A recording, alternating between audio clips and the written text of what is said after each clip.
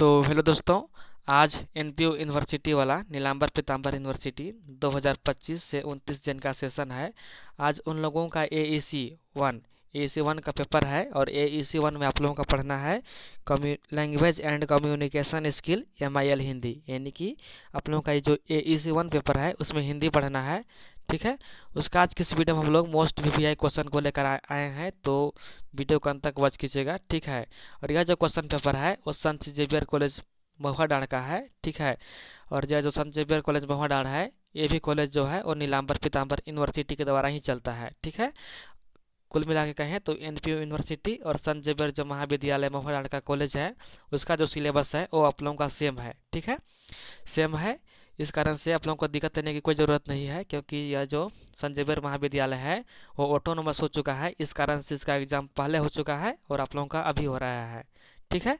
तो आप लोगों को टेंशन मत लीजिए, क्योंकि दोनों का सिलेबस जो है वो सेम है। तो चलिए इसका क्वेश्चन देखते हैं। यह हिंदी का है। ठीक है। तो इसका जो पहला क्वेश्चन यहाँ पर आप लोगों का, सबसे पहले तो एग्जाम पैटर्न का बात करें तो आप लोगों का जो एग्जाम पैटर्न रहेगा वो एक नंबर का जो क्वेश्चन रहेगा वो 5 ठो रहेगा। ठीक है। कितना रहेगा? एक नंबर का जो क्वेश्चन रहेगा वो 5 ठो रहेगा। आप लोगों का कुल 50 मार्क्स का एग्जाम होगा। ठीक है। यह जो क्वेश्चन पेपर है वो मिड सेमेस्टर का है। ठीक है।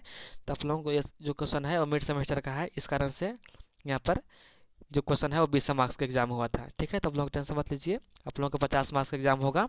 ठीक है। एक नंबर का जो क्वेश्चन रहेगा 5 ठो रहेगा, और 15 नंबर का जो क्वेश्चन रहेगा वो कितना रहेगा? 3 ठो बनाना रहेगा आप लोगों को। ठीक है। 15 नंबर का जो क्वेश्चन रहेगा वो आप लोगों का रहेगा, ये 5 ठो रहेगा, 5 ठो में आप लोगों को 3 ठो बनाना है। ठीक है। तो यहाँ से आप लोगों का 15 मार्क्स हो जाएगा।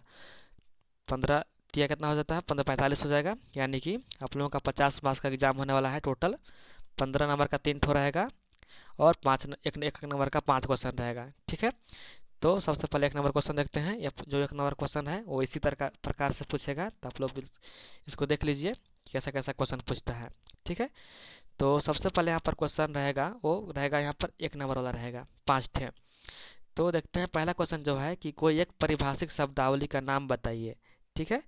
तो आप लोगों को जो है वो परिभाषिक शब्दावली पढ़ना है, व्यवहारिक हिंदी पढ़ना है, कार्यालय हिंदी पढ़ना है, इस तरह का सब लोगों का सिलेबस है। ठीक है।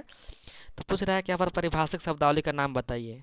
तो परिभाषिक शब्दावली किसे कहते हैं?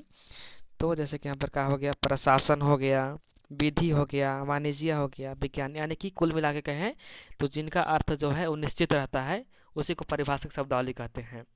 तो जैसे कि हम विज्ञान, विज्ञान का अर्थ निश्चित रहता है, चाहे आप किसी भी प्रकार से उसका प्रयोग कर लें। ठीक है।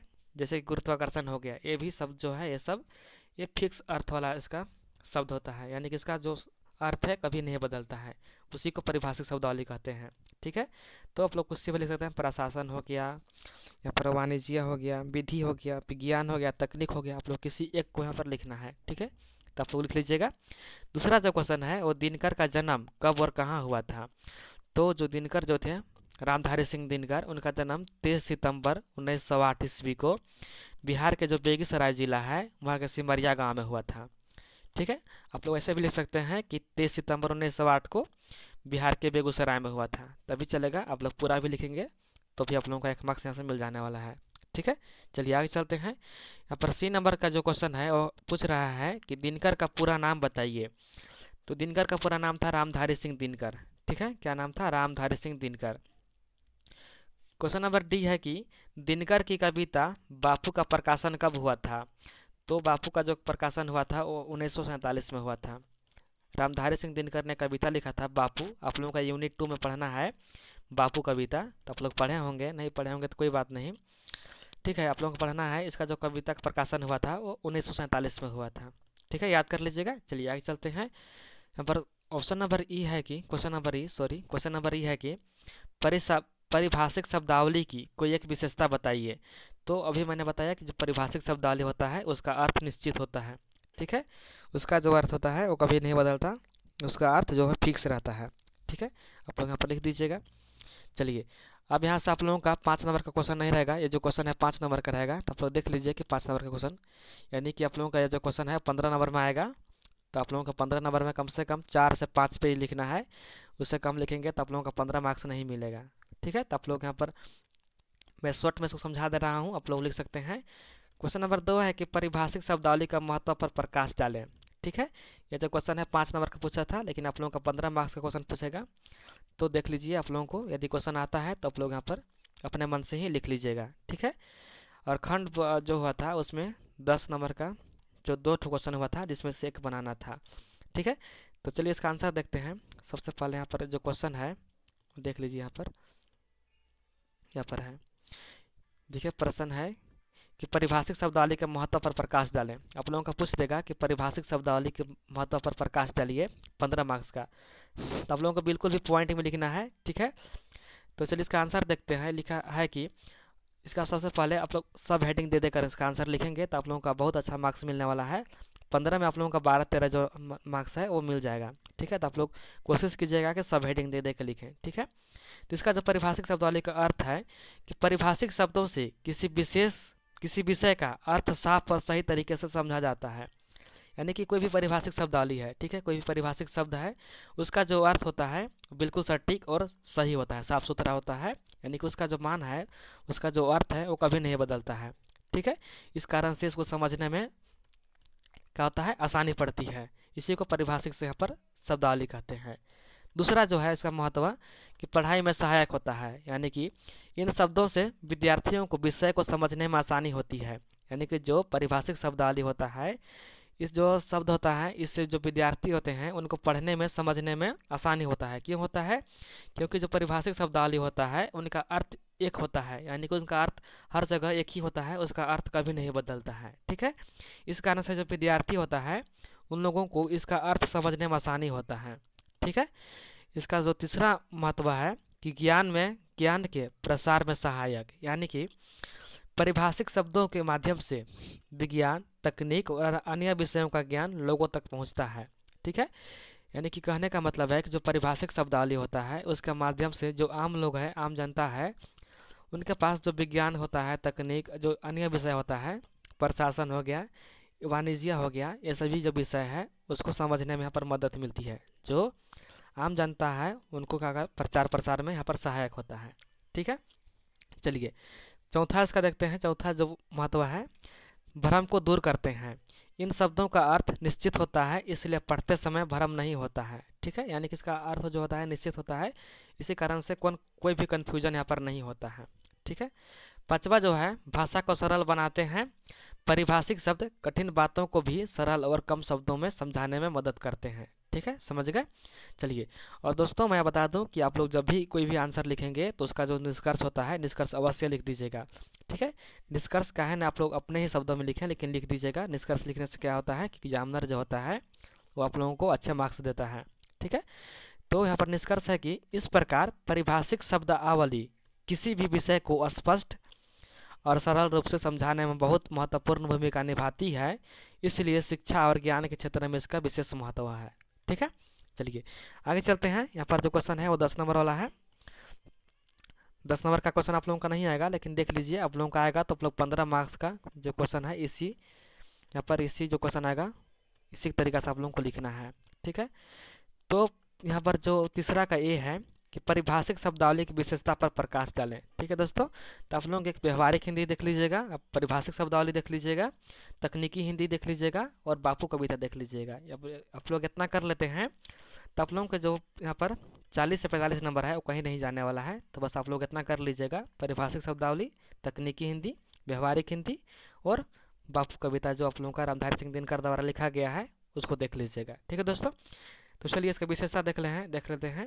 यहाँ जो हम लोग देखा उसका महत्व देखे थे, परिभाषिक शब्दावली का जो महत्व है वो देखे थे। अब इसका विशेषता देखते हैं, ठीक है।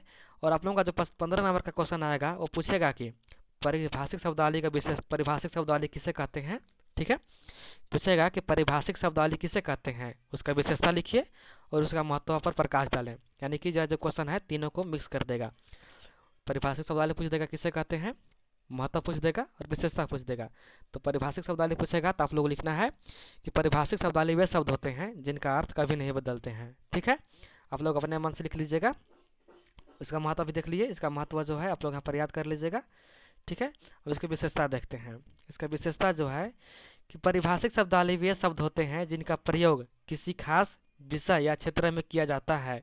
इन शब्दों का अर्थ निश्चित और स्पष्ट होता है। परिभाषिक शब्दावली की कई महत्वपूर्ण विशेषताएं होती हैं जो इस प्रकार है। ठीक है, चलिए इसका विशेषता देखते हैं। पहला जो है कि निश्चित और स्पष्ट अर्थ होता है। अभी हम लोगों ने समझा कि जो परिभाषिक शब्दावली होता है उसका अर्थ निश्चित होता है और एकदम सटीक होता है। ठीक है, दूसरा जो है विषय विशेष विषय में प्रयोग, यानी कि जो परिभाषिक शब्दावली होता है जैसे कि विज्ञान हो गया, किसी विशेष विषय, विज्ञान हो गया, गणित हो गया, चिकित्सा हो गया, व्याकरण हो गया, इन सभी में इसका प्रयोग किया जाता है। ठीक है, तीसरा जो क्वेश्चन है कि इसका जो परिभाषिक शब्दावली होता है उसका अर्थ एक समान होता है, यानी कि उसका हर जगह एक ही अर्थ होता है।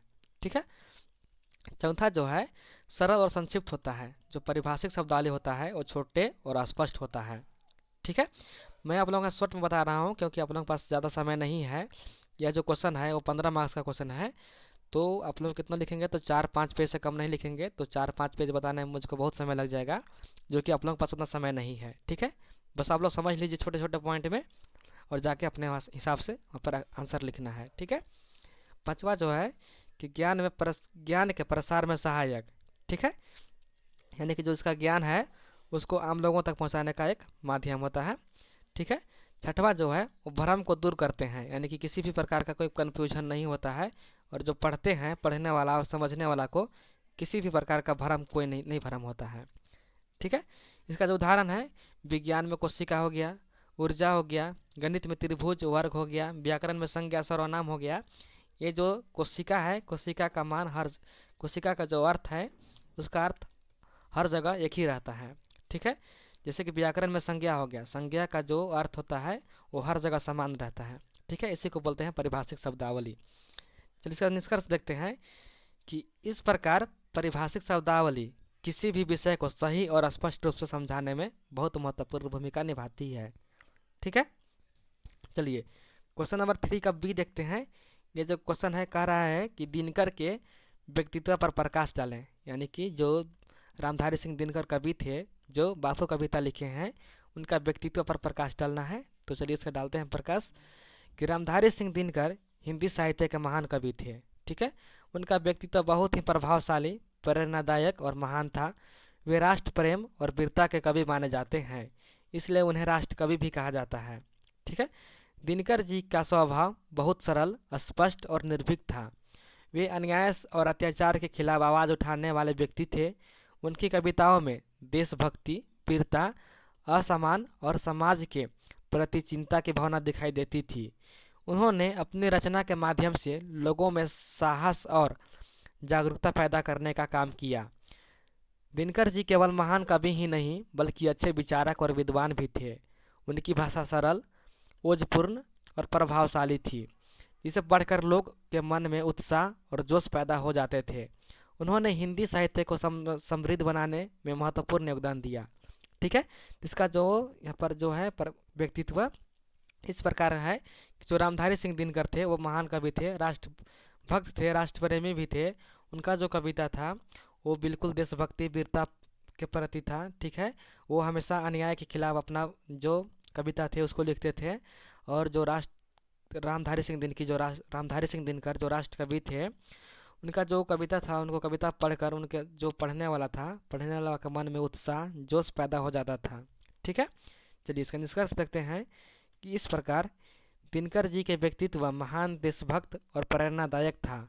उनकी रचनाएं आज भी लोगों को साहस, देश प्रेम और आत्मसम्मान की प्रेरणा देती है। ठीक है दोस्तों, तो ये रहे आप लोगों का इस प्रकार का क्वेश्चन पूछा जा सकता है, इसको आप लोग देख लीजिएगा। और परिभाषिक शब्दावली तो फिक्स है, आप लोग इसको याद कर लीजिए कि परिभाषिक शब्दावली का परिभाषा पूछेगा, विशेषता पूछेगा और महत्व पूछेगा। महत्व नहीं भी पूछेगा तो विशेषता पूछेगा। ठीक है दोस्तों, तो आप लोग इसको अच्छे से याद कर लीजिए, अच्छे से समझ लीजिए। समझ में नहीं आ रहा है तो एक बार दोबारा से वीडियो देख लीजिएगा, समझ में आ जाएगा। और इसको रटने की ज़रूरत नहीं है, क्योंकि आप लोग रटिएगा तो ज़्यादा लिख नहीं पाइएगा। आप लोग समझने की कोशिश कीजिए, समझ कर ही लिखने का प्रयास कीजिएगा। ठीक है दोस्तों, ऑल द बेस्ट, अच्छे से एग्जाम लिख आइएगा। धन्यवाद।